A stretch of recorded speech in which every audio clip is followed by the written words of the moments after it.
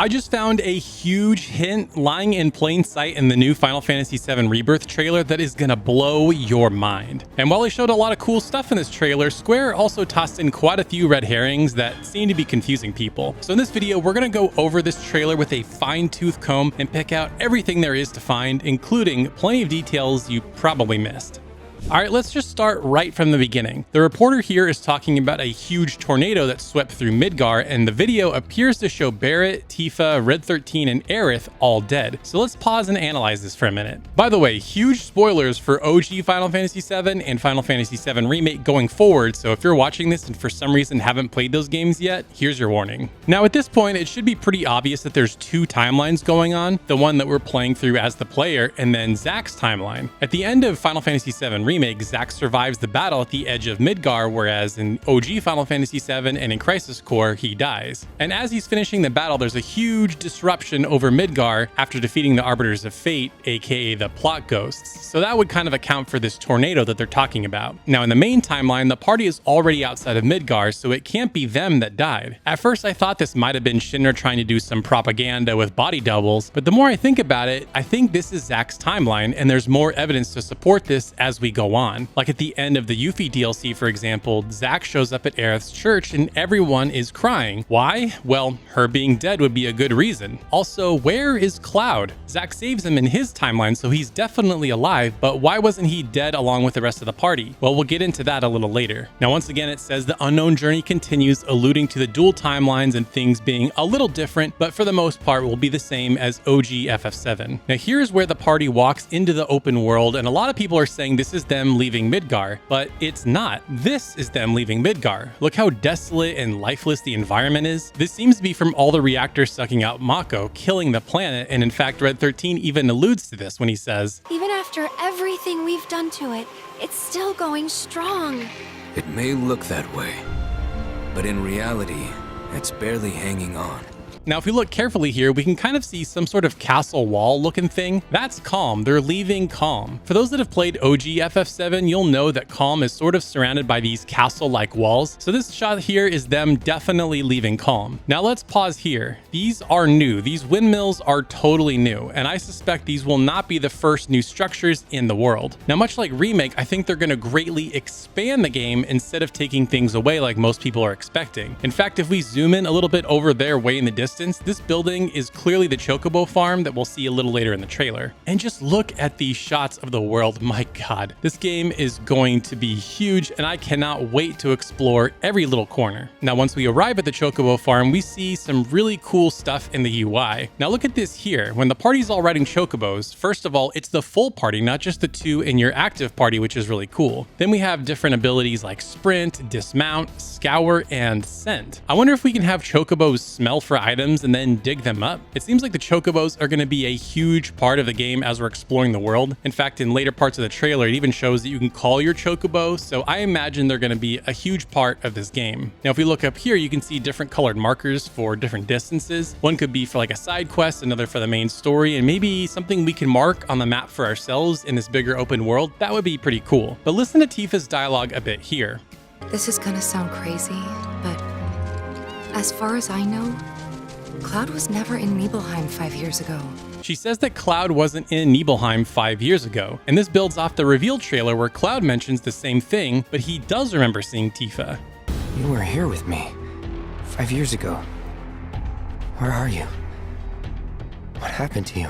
Now, for those that have played OG FF7, we know this is where Cloud kind of becomes the unreliable narrator, confusing his own actions with Zack's, but he's always been there. He was just wearing a Shinra soldier helmet, so Tifa probably would never have actually seen him. That was always a little vague in OG FF7, so it seems like they're really trying to beat you over the head with it here. And also it seems like Sephiroth is really trying to mess with both of them, hence the what is fact, what is fiction line from that original trailer. Next, we find ourselves in the planetarium in Cosmo Canyon hearing wisdom from Bugenhagen. Now, for those of you that don't know, Bugenhagen is essentially Red 13's grandfather, and I feel like at this point in the game, he's going to be dropping some huge knowledge bombs. This is definitely one of the moments I'm looking forward to most. Next, it shows the party running through this area. Now, a lot of people are debating whether or not it's the Mithril Cave or the Cave of Gi under Cosmo Canyon, and I think it's the Mithril Cave, and here's why. In the fight with Elena, and by the way, they show Elena, which is really cool, there's a lot of like man-made structures, very metallic, and there's no structures in the Cave of Gi in the original game. And also, the Cave of Gi is very red, and this is very blue here. Not to mention there's a new boss fight in the Mithril Cave made of rocks. It's a very similar looking environment, so I think this is the Mithril Cave. Next, we have a line from Rufus, and based on the Japanese version, apparently this is Rufus and not Vincent, as some people are theorizing. According to Hojo, they're connected to Sephiroth. Shadows of the Man, I believe he called them.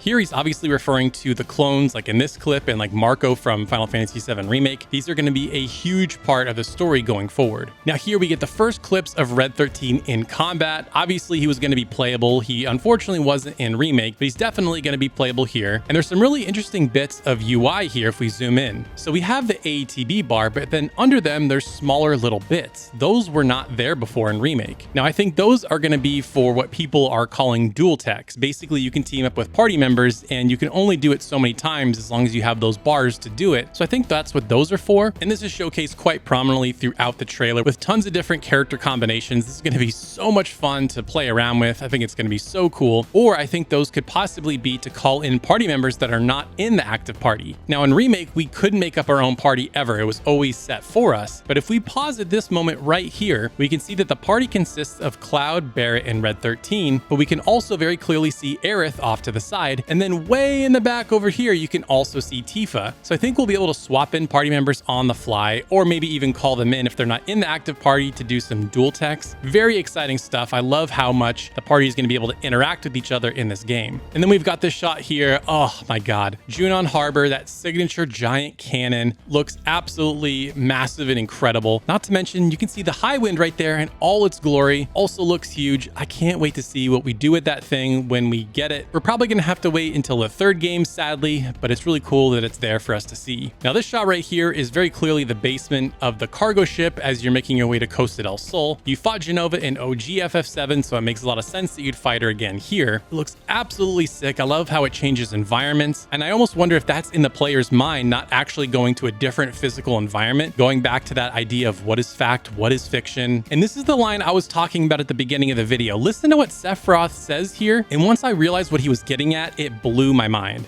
They say she's a monster, that she can peer inside you, into the very depths of your soul, that she can become those you hate, those you fear, those you love. Now let's think about that line for a second. She, probably referring to Genova, can become those you hate, those you fear, and those you love. I think this is a huge, huge hint, maybe even a borderline spoiler. Do you remember what Aerith tells Cloud in Final Fantasy VII Remake? But whatever happens, you can't fall in love with me. Even if you think you have, it's not real. In my predictions video for part 2, I theorized that at some point you could be fighting an enemy and you think you're killing it, but then some sort of brain fog goes away and you actually kill Aerith yourself. That would be one way to make that moment even more heartbreaking. I think the game just told us how Aerith is going to die in this game. If it happens, remember where you heard it first. Now in this next piece, there's a clone saying reunion. This is very obviously Cloud, but why would Cloud be here? He was never doing this in OG FF7. I think this could be Zack's timeline, and I think that because this would give Zack purpose. He needs to save Cloud because all the other characters are dead. So him saving Cloud from, maybe sacrificing himself, going to the Northern Crater, I definitely think that's in Zack's timeline. Then we get a flashback scene here of Sephiroth attacking Tifa and saying that he killed her and then posing the question, who is she? I wouldn't look too much into this. I think this is just Sephiroth trying to mess with both Cloud and Tifa, so I would kind of ignore that, kind of a throwaway line. And then it says early 2024 like most people were predicting, but then 2 discs. That's insane. Now for context, a PS5 disc can hold up to 100 gigabytes, so this game is gonna be beefy for sure, let me tell you. Now, what did you guys think of the trailer? Did you like it or not? Any details that I missed? Let me know in the comments below. Now, if you want to hear about some cool Persona games that just got revealed, make sure you check out this video right here. And special thanks to Reset Switch, Tyler Kuzawa, and the Miyazaki Man for supporting me over on Patreon. To get exclusive videos and other cool perks, consider supporting me over on patreon.com/thegaming shelf. Thank you so much for watching, and we'll see you next time.